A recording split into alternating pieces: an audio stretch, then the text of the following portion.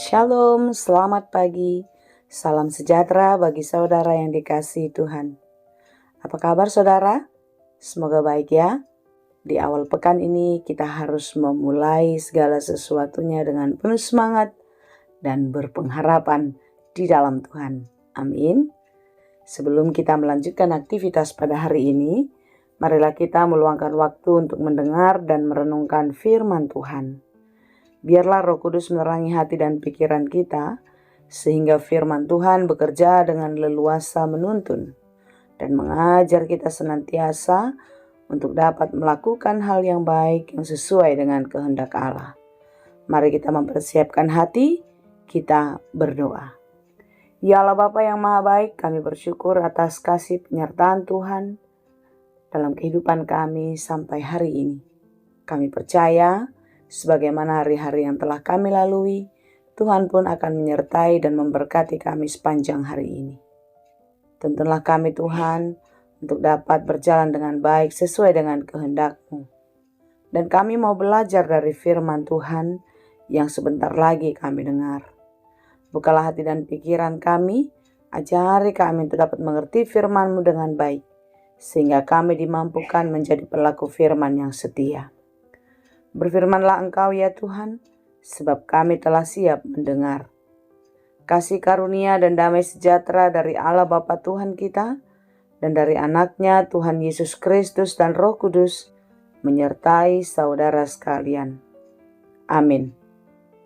Firman Tuhan untuk kita pada hari ini, yang ditetapkan menurut Almanak HKBP, Senin 19 Januari 2026, tertulis dalam kitab Rut 1 ayat 16.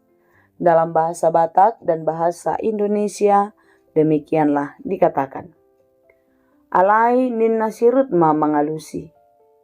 Unang sai sosoi au tumadikon ho. Lau sirang sian ho. Ai tusi ho lau, ikon tusi ihutonoku. Ia tusi ho maringanan. Ikon tusi au maringanan. Bangsom nama bangsoku, debatam nama debatakku.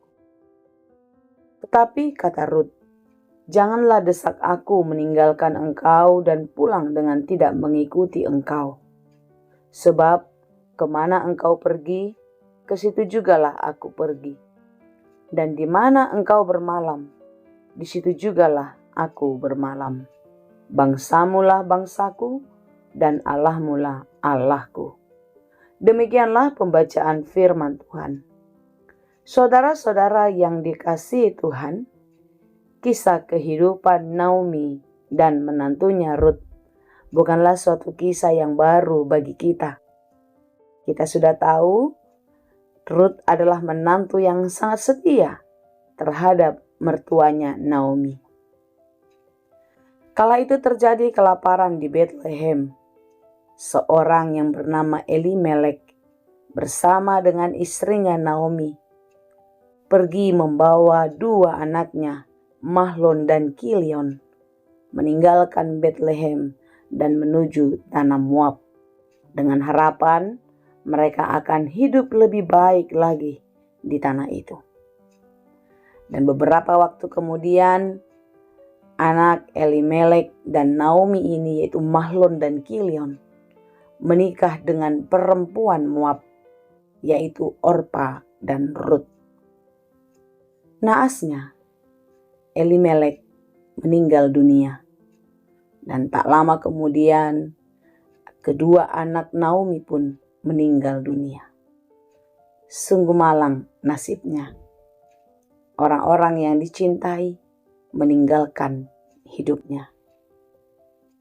Tetapi Naomi tidak sendiri.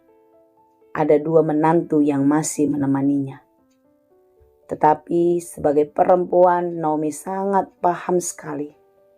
Dia tidak bisa menahan kedua menantunya untuk tetap bersama-sama dengan dia.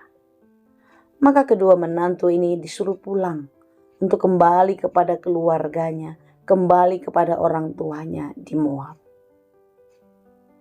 Kita mengetahui kisah ini saudara. Orpa kembali kepada keluarganya, tetapi Rut tetap setia. Ketika Naomi berkeras menyuruh menantunya, inilah yang dijawab oleh Rut di dalam renungan kita hari ini. Jangan mendesak aku untuk meninggalkan engkau dan pulang dengan tidak mengikuti engkau. Rut tidak mau disuruh oleh mertuanya untuk meninggalkan dia kembali ke Moab. Tetapi sebaliknya, Rut setia. Kemana engkau pergi, ke situ jugalah aku pergi. Di mana engkau bermalam, di situ jugalah aku bermalam. Ini adalah suatu keputusan yang dengan sukarela. Bukan dipaksa, bukan ditekan, tetapi karena Rut begitu mencintai Naomi, mertuanya. Saudara-saudara, mengapakah cinta Rut begitu besar kepada mertuanya? Apakah karena Naomi baik? Mungkin bisa saja. Apakah karena Rut baik? Ya, mungkin bisa saja. Tetapi yang paling kuat, yang paling besar, yang memungkinkan Rut untuk tetap setia adalah kuasa dan rencana Allah. Mengapa demikian? Karena apa yang direncanakan Tuhan, apa yang dikehendaki Tuhan, itu harus terjadi dalam kehidupan kita. Bagaimana mungkin dari seorang Rut, perempuan Moab, karya besar Allah direncanakan? Jika kita membaca kisah hidup Rut terus sampai pada titik kesempurnaan rencana itu dinyatakan, dari keturunannya lah Sang Juru Selamat dilahirkan. Luar biasa ya saudara. Dan ini sudah dimulai ketika peristiwa ini terjadi. Sehingga di dalam kalimat berikutnya dikatakan, bangsamu lah bangsaku dan Allahmu lah Allahku. Ini adalah keputusan yang mutlak yang digerakkan oleh Roh Tuhan dalam kehidupan Rut. Rut setia karena Tuhan yang memperlengkapinya. Rut kuat karena Tuhan yang memampukannya. Kalau kita membaca kisah ini nanti ketika Naomi dan Rut pergi meninggalkan Moab dan kembali ke Bethlehem. Dan akhirnya Rut bertemu dengan Boas dan di sanalah cerita itu dimulai.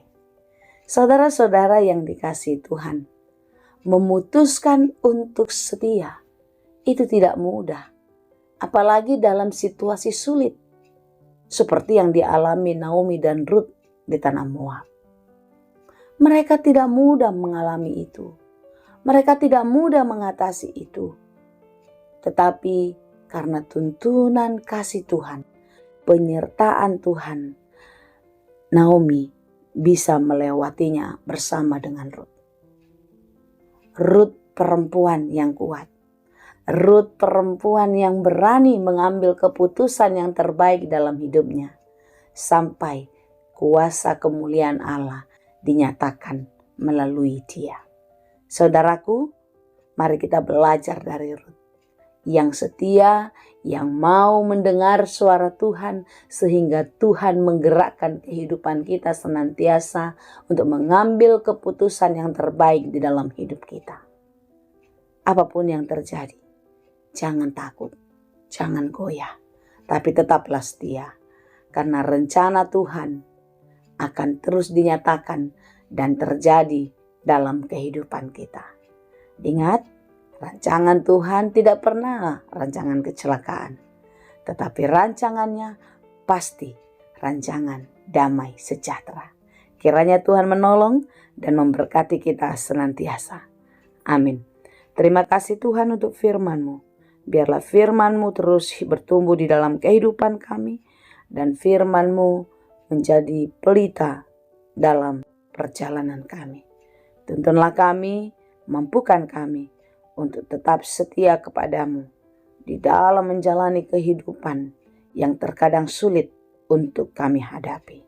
Tetapi bersama Tuhan kami percaya kami akan dimampukan. Terima kasih Bapa. Di dalam Yesus kami berdoa. Anugerah Tuhan kita Yesus Kristus dan kasih karunia Allah Bapa dan persekutuan Roh Kudus Itulah kiranya yang menyertai dan memberkati kamu sekalian. Amin.